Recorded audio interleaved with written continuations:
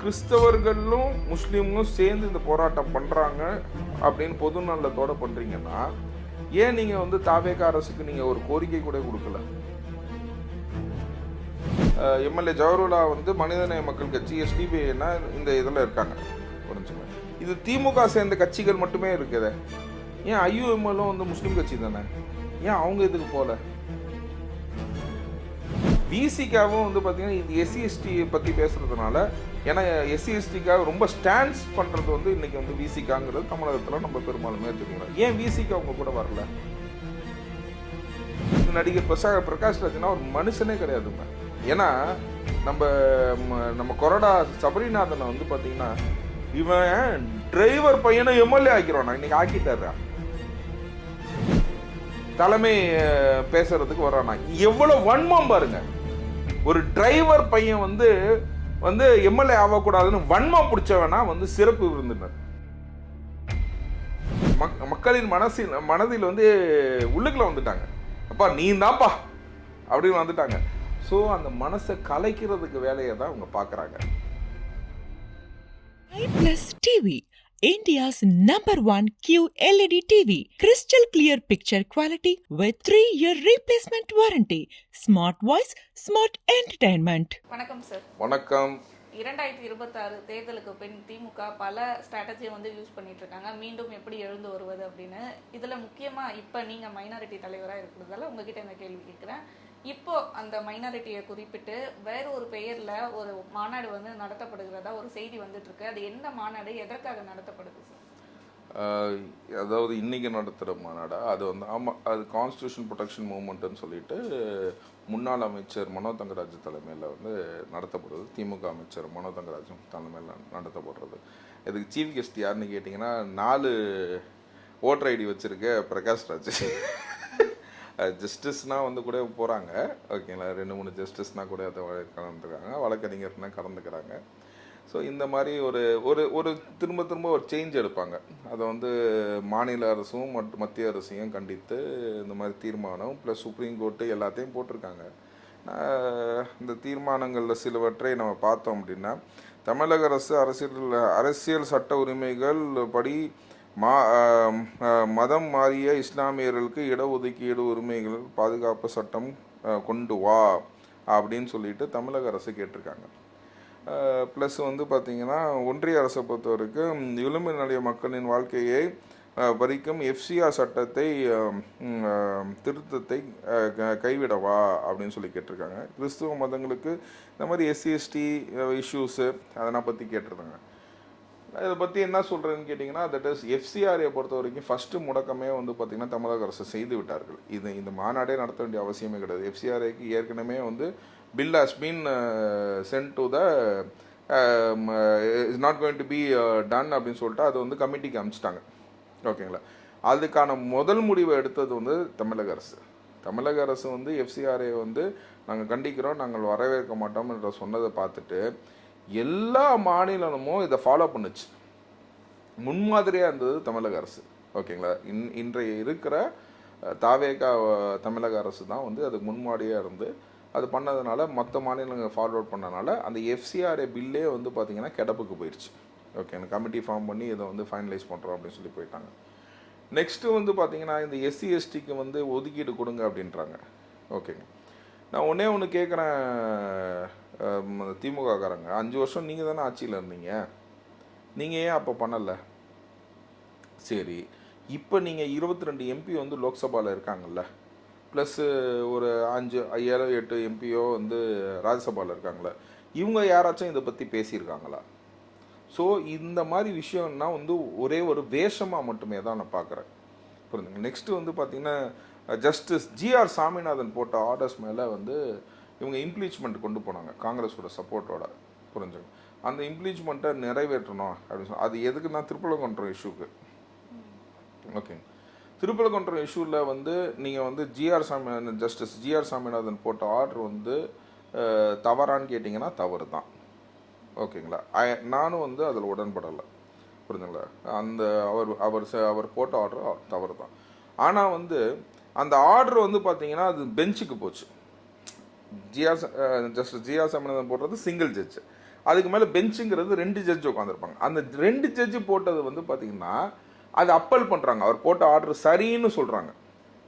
ஆனால் இவங்க இம்ப்ளீச்மெண்ட் போய் அவரை வந்து நீதிபதியாகவே நீக்க வேண்டும் என்று லோக்சபாவில் போய் சொல்லும் போது பார்த்தீங்கன்னா ஜஸ்டிஸ் ஜிஆர் சாமிநாதன் சொல்கிறாங்க. அப்படின்னா அது அப்பல் பண்ண 2 நீதிபதியும் சேர்த்து தானே சொல்லணும். ஏன் வந்து தனிநபர் தாக்குதல்? அவர் போட்ட ஆர்டரு விமர்சிக்கலாம் சார். நீங்கள் விமர்சனம் செய்கிறது வந்து பார்த்தீங்கன்னா அந்த ஆர்டரை மட்டுமே தான் இருக்கணும். அஸ் அ அட்வொகேட் வந்து பார்த்தீங்கன்னா ஜஸ்டிஸ் ஜிஆர் சாமிநாதன் இந்த ஆர்டர் மட்டும் இல்லை, அவர் போட்ட மற்ற ஆர்டர்கள் எல்லாமே வந்து பார்த்தீங்கன்னா மைனாரிட்டிக்கு அகேன்ஸ்டாக இருக்கிற சில ஆர்டர்ஸ் எல்லாமே வந்து பார்த்தீங்கன்னா ஃபேவரபுளாக எனக்கு பர்சனலாக பார்த்தீங்கன்னா நிறைய கேசஸில் நிறைய ஆர்டர் கொடுத்துருக்காரு. ஆனால் மைனாரிட்டி பேசிஸில் வந்து பார்த்தீங்கன்னா அவர் போட்ட ஆர்டர்களில் எனக்கு விமர்சனம் உண்டு. நான் அதை வந்து அப்பீலாக எடுத்துகிட்டு போகணும், அதை வந்து கண்டிக்கணும், அதை பற்றி நான் நிறைய விஷயம் பேசியிருக்கேன். ஆனால் பர்சனலாக I will not touch him. ஓகேங்களா? ஜஸ்டிஸை வந்து ஜஸ்டிஸ் ஜிஆர் சாமிநாதன் பர்சனலாக வி ஷுட் நாட் அட்டாக்குங்கிறது என்னோட கருத்து. ஸோ அந்த 2 நீதிபதி மேலே அப்பல் பண்ண நீதிபதி மேலே இவங்க ஏன் வழக்கு தொடரல? ஸோ அது வந்து தே டச்சிங் அப்பன். இன்றைக்கி அதுக்கு மேலே அப்பீல் எடுத்துகிட்டு போயிருக்குது. இன்றைக்கி தமிழக அரசு சுப்ரீம் கோர்ட்டுக்கு எடுத்துகிட்டு போயிருக்கு, திருப்பரங்குன்ற விஷயத்துல வந்து எடுத்துகிட்டு போயிருக்கு. ஸோ இந்த மாதிரி ஒரு நடைமுறை இருக்கும்போது when it is bending before the apex court அதுக்கு ஒரு மாநாடு போடுறாங்க. ஸோ இந்த மாதிரி இந்த சிறுபான்மையர் ஓட்டுகள் வந்து பார்த்திங்கன்னா மொத்தமாக வந்து நழுவி விட்டது. அதாவது திமுக வந்து பார்த்திங்கன்னா இதை வந்து அடாப்ட் பண்ணி கொஞ்சம் வச்சுருந்தாங்க இந்த சிறுபான்மையர் ஓட்டை. அதனால தான் இப்போ வந்து புது ஸ்டான்ஸை ஒன்று எடுக்கிறாங்க. முன்னாடி முஸ்லீம்ஸை மட்டும் வச்சு எடுக்க மாட்டாங்க, முஸ்லீம்ஸ் கட்சிகளை மட்டும் தான் வச்சுப்பாங்க. இப்போ இதில் வந்து பார்த்திங்கன்னா ஜவஹர்லா இருக்கார். நான் கேட்குறேன், கிறிஸ்தவர்களும் முஸ்லீம்களும் சேர்ந்து இந்த போராட்டம் பண்ணுறாங்க அப்படின்னு பொது நலத்தோடு பண்ணுறீங்கன்னா ஏன் நீங்கள் வந்து தாவேக அரசுக்கு நீங்கள் ஒரு கோரிக்கை கூட கொடுக்கல? நல்லா யோசிச்சு பாருங்க. நீங்கள் ஒரு கோரிக்கை கொடுத்ததுக்கப்புறம் அந்த கோரிக்கை நடக்கலன்னா தான் நீங்கள் போராட்டம் பண்ணணும், இல்லைன்னா ஒரு மாநாடு நடத்தணும்.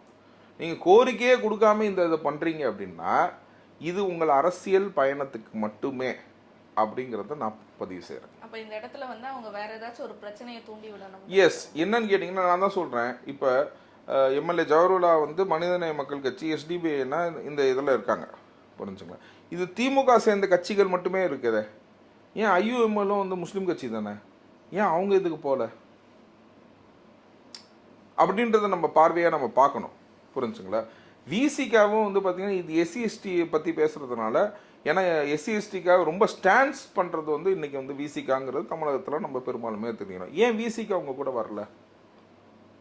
ஸோ விசிகா கட்சி ஏன் இதுக்கு ஆதரவு கொடுக்கல? அப்படிங்கும் போது உங்கள் நிலைப்பாடு என்னன்னு கேட்டிங்கன்னா இது ஒரு திமுகவின் திட்டவர்த்த ஒரு சதியாக தான் நான் பார்க்குறேன் ஒழிய மற்றபடி இந்த மாதிரி மைனாரிட்டி ஓட்ஸை புல் அவுட் பண்ணுறதுக்கான எல்லா கார்னர்ஸையும் வச்சு டிஃப்ரெண்ட் ஆட்டிடியூட்.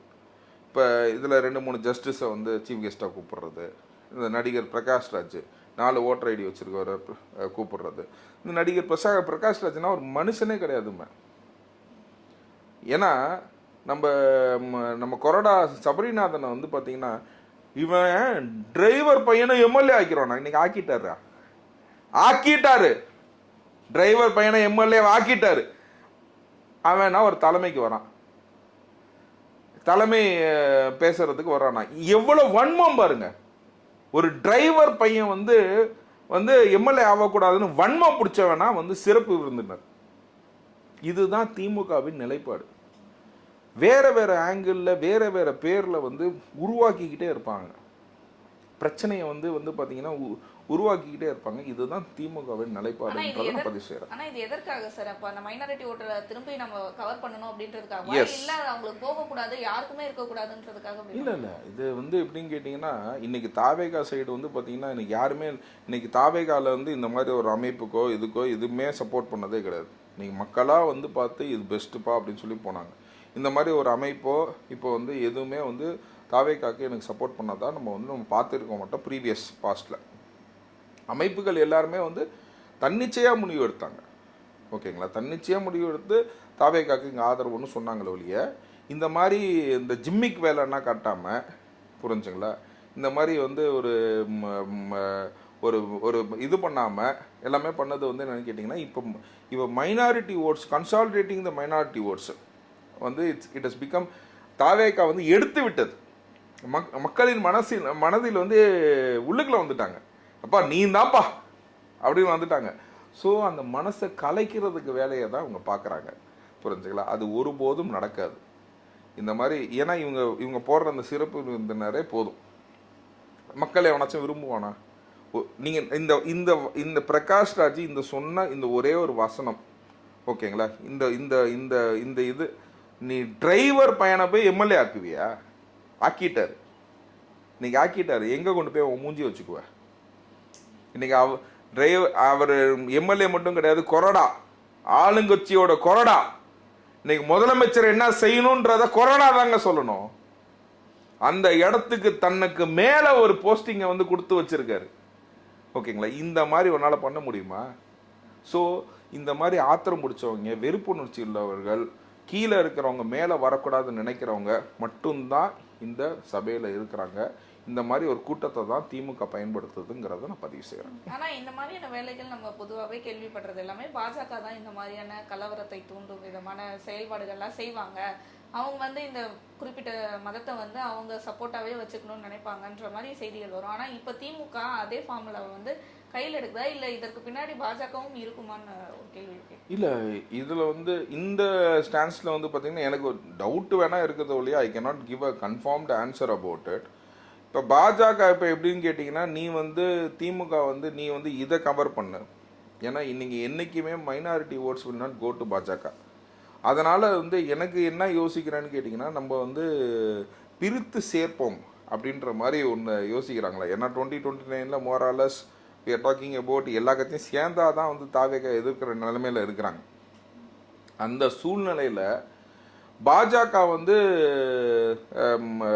மற்ற கன்சால்டேஷன், ஜாதி ரீதியாகவும் மத ரீதியான கன்சால்டேஷன் பண்ணுறதும், விடப்பட்ட வந்து விளிம்பு நிலை மக்களும் மைனாரிட்டிஸும் இவங்க பண்ணுற மாதிரியும் எனக்கு தெரிஞ்சு அந்த மாதிரி ஒரு செட்டப்பில் தான் அவங்க வராங்க. ஏன்னு பார்த்தீங்கன்னா, இந்த கோரிக்கைகள்லாம் பார்த்தீங்கன்னா கிறிஸ்தவர்களுக்கான கோரிக்கை, இஸ்லாமியர்களுக்கான கோரிக்கை, தலித் கிறிஸ்தவர்கள், தலித் இஸ்லாமியர்களுக்கான கோரிக்கை. இன்னைக்கு percentage of Dalit accepting the other religions has become more. அதனால் அவங்க கன்சல்டேஷனை அவங்க கொண்டு போகிறாங்க. நீங்கள் யாரை நீங்கள் எடுத்து பார்த்தீங்கன்னாலும் சரி, இன்னைக்கு வந்து தோழர் திருமாவளவனோட அக்கா இறந்து போனப்போ வந்து பார்த்தீங்கன்னா அவங்களுக்கு வந்து கிறிஸ்துவ முறைப்படி தான் அடக்கம் செய்யப்பட்டாங்க. புரிஞ்சுங்களா? ஏன்னா அது அவங்க மாறவில்லை, பட் ஆனால் மனமாற்றம் தான். இது மதமாற்றம் கிடையாது, இது மனமாற்றமாக ஏற்றுக்கொண்டாங்க. ஸோ அந்த சப்ஜெக்டில் அவங்க அடிக்கிற மாதிரி நீங்கள் இந்த சைடு டார்கெட் பண்ணுங்கள், நாங்கள் இந்த சைடை டார்கெட் பண்ணுறோம் அப்படின்றது தான் வந்து அவங்க தமிழ்நாட்டில் செயல்படுத்த விரும்புகிறாங்கன்னு நினைக்கிறேன் நான். கண்டிப்பாக சார். என்னதான் நம்ம மதமாற்றமாக இருக்கட்டும், மனமாற்றமாக இருக்கட்டும், மக்கள் முடிவெடுத்தால்தான் அந்த மனமாற்றம் மதமாற்றம் எல்லாம் வரும்ன்றத ரொம்ப அழகாக சொல்லியிருக்கீங்க. மக்களுக்கு புரிகிற மாதிரியும் சொல்லியிருக்கீங்க. தொடர்ந்து பேசுவோம் சார் பல நிகழ்வுகள். தேங்க்யூ.